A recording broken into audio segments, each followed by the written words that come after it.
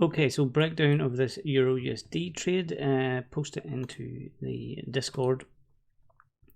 So we had a buy limit order, so we break and retest.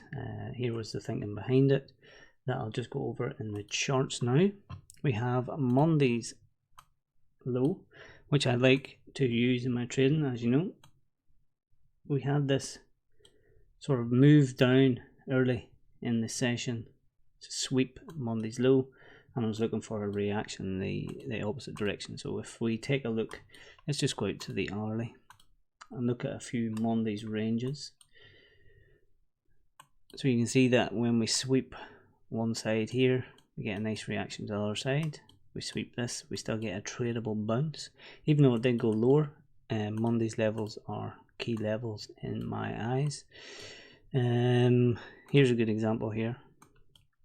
So sweep of one side, moves the other direction. So that's what I was looking for. A bit of a pullback on the dollar, and looking for some EURUSD strength coming in. You can see it quite clearly. Monday low taken. Once we did get this break, I put a limit order in just on this previous daily low. So on Tuesday's low, I was hoping that would act as support. Put my stop below here. Did get squeezed an awful lot, and then the trade went in our direction. So fair play to you as that stayed in.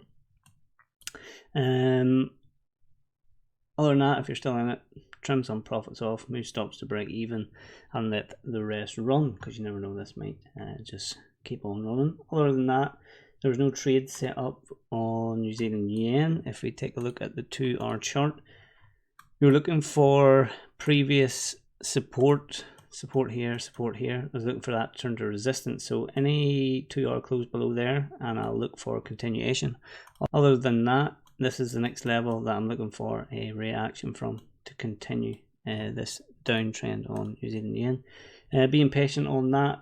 We know it's the last week of the month, and yeah, this could be just the monthly wick, and then we'll probably have to wait maybe another week before we get another move downwards, but just keeping an eye on it in case of any weakness.